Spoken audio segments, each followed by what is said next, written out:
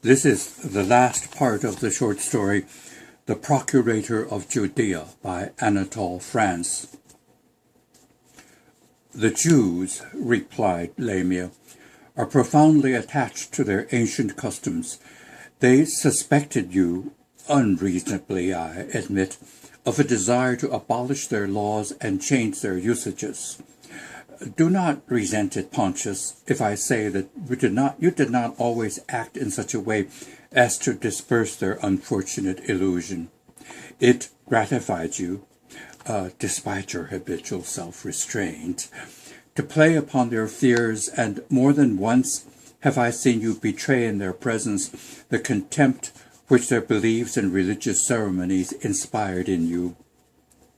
You irritated them particularly by giving instructions for the sacerdotal garments and ornaments of their high priest to be kept in ward by your legionaries in the Antonine Tower.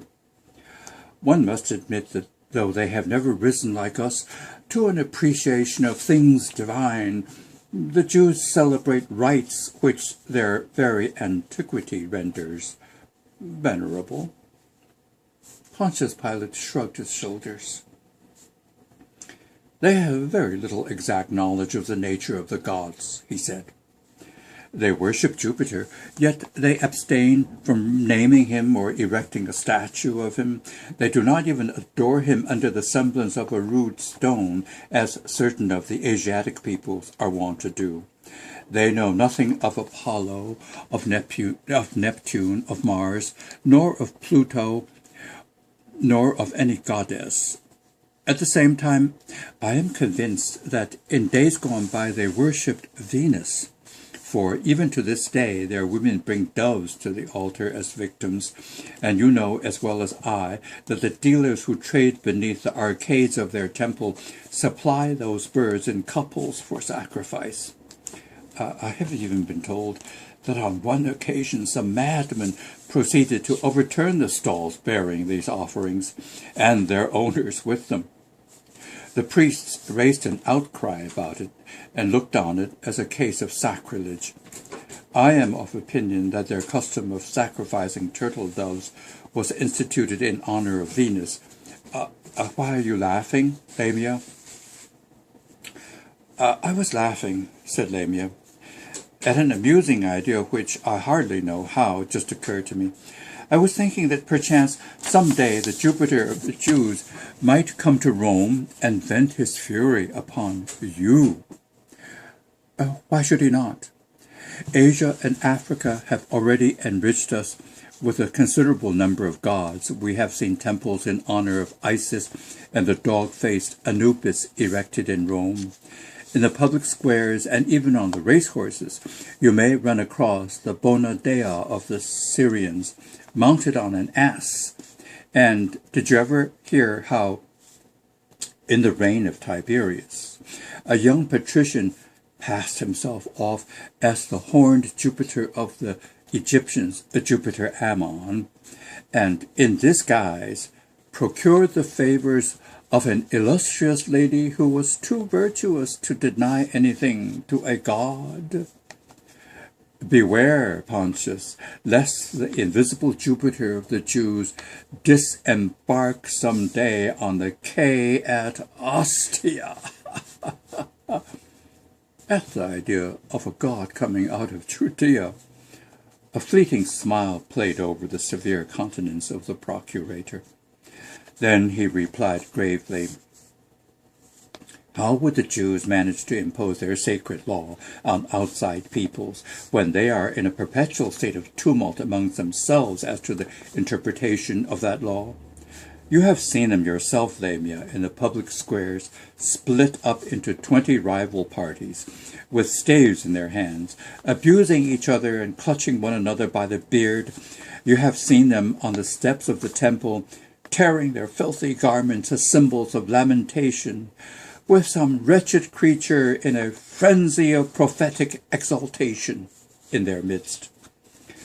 They have never realized that it is possible to discuss peacefully and with an even mind those matters concerning the divine which yet are hidden from the profane and wrapped in uncertainty.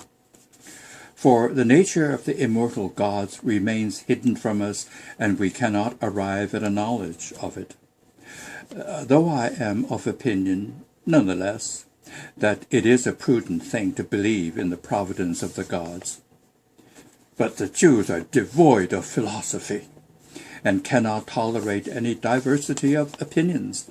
On the contrary, they judge worthy of the extreme penalty all those who on divine subjects profess opinions opposed to their law, and as, since the genius of Rome has towered over them, capital sentences pronounced by their own tribunals can only be carried out with the sanction of the proconsul or the procurator, they harry the Roman magistrate at any hour to procure his signature to their baleful decrees. They besiege the praetorium with their cries of death.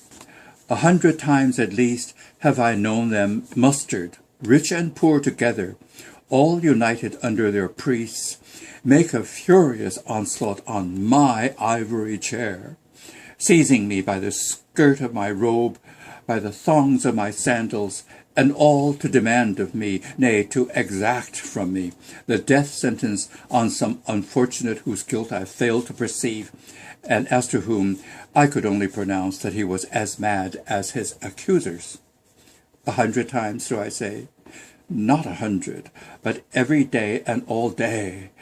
Yet it was my duty to execute their laws as if it were ours, since I was appointed by Rome, not for their destruction, but for the upholding of their customs. And over them I had the power of the rod and axe. At the outset of my term of office, I endeavored to persuade them to hear reason.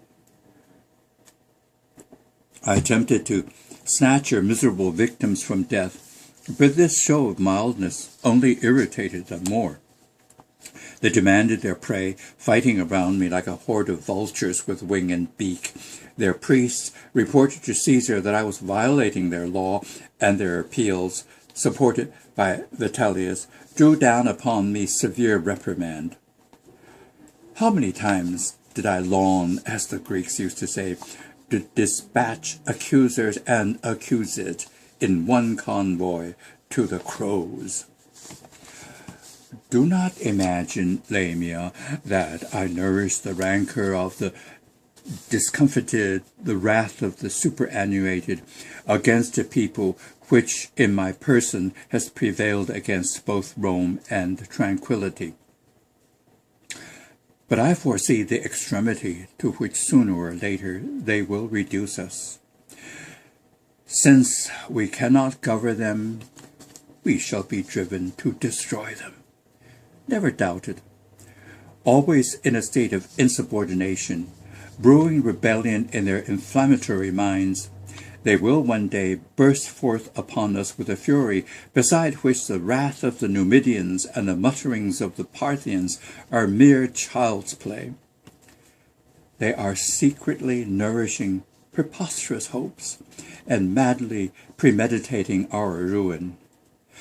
How can it be otherwise when, on the strength of an oracle, they are living in expectation of the coming of a prince of their own blood, whose kingdom shall extend over the whole earth? There are no half-measures with such a people. They must be exterminated. Jerusalem must be laid waste to the very foundation.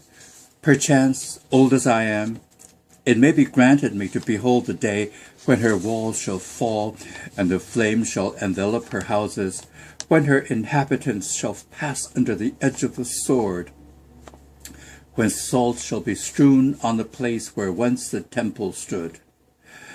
And in that day I shall at length be justified. Lamia exerted himself to lead the conversation back to a less acrimonious note. Pontius, he said, it is not difficult for me to understand both your long-standing resentment and your sinister forebodings. Truly, what you have experienced of the character of the Jews is nothing to their advantage. But I lived in Jerusalem as an interested onlooker and mingled freely with the people, and I succeeded in detecting certain obscure virtues in these rude folk, which were altogether hidden from you. I have met Jews who were all mildness, whose simple manners and faithfulness of heart recall to me what our poets have related concerning the Spartan lawgiver. And you yourself, Pontius, have seen perished beneath the cudgels of your legionaries simple-minded men who have died for a cause they believe to be just without revealing their names. Such men do not deserve our contempt. I am saying this because it is desirable in all things to preserve moderation and an even mind. But I admit that I never experienced any lively sympathy for the Jews. The Jewess, on the contrary, I found extremely pleasing. I was young then, and the Syrian women stirred all my senses to response. Their ruddy lips, their liquid eyes that shone in the shade, their sleepy gaze pierced me to the very marrow. Painted and stained, smelling of nard and myrrh, steeped in odors, their physical attractions are both rare and delightful. Pontius listened impatiently to these praises. I was not the kind of man to fall into the snares of the Jewish women, he said. And since you have opened the subject yourself, Lamia, I was never able to approve of your laxity, if I did not express with sufficient emphasis formerly how culpable I held you for having intrigued at Rome with a wife of a man of consular rank. It was because you were then enduring heavy penance for your misdoings. Marriage, from the patrician point of view, is a sacred tie. It is one of the institutions which are the support of Rome. As to foreign women and slaves, such relations as one may enter into them would be of little account were it not that they habituate the body to a humiliating effeminacy. Let me tell you that you have been too liberal in your offerings to the Venus of the marketplace. And what above all I blame in you is that you have not married in compliance with the law and given children to the Republic, as every good citizen is bound to. But the man who had suffered under Tiberius was no longer listening to the venerable magistrate. Having tossed off his cup of valerian, he was smiling at some image visible to his eye alone. After a moment's silence, he resumed in a very deep voice, which rose in pitch little by little. With what languorous grace they dance, those Syrian women! I knew a Jewess at Jerusalem who used to dance in a poky little room on a threadbare carpet by the light of one smoking little lamp, waving her arms as she clanged her cymbals, her loins arched, her head thrown back, and, as it were, dragged down by the weight of her heavy red hair, her eyes swimming with voluptuousness, eager, languishing, compliant. She would have made Cleopatra herself grow pale with envy. I was in love with her barbaric dances, her voice, a little raucous and yet so sweet, her atmosphere of incense, the semi-somnolescent state in which she seemed to live. I followed her everywhere. I mixed with the vile rabble of soldiers, conjurers, and extortioners with which she was surrounded. One day, however, she disappeared, and I saw her no more. Long did I seek her in disreputable alleys and taverns. It was more difficult to learn to do without her than to lose the taste for Greek wine. Some months after I lost sight of her, I learned by chance that she had attached herself to a small company of men and women who were followers of a young Galilean magician. His name was Jesus. He came from Nazareth, and he was crucified for some crime. I don't quite know what. Pontius, do you remember anything about the man? Pontius Pilate contracted his brows, and his hand rose to his forehead in the attitude of one who probes the deeps of memory. Then, after a silence of some seconds, Jesus, he murmured, Jesus of Nazareth? I cannot call him to mind. The end.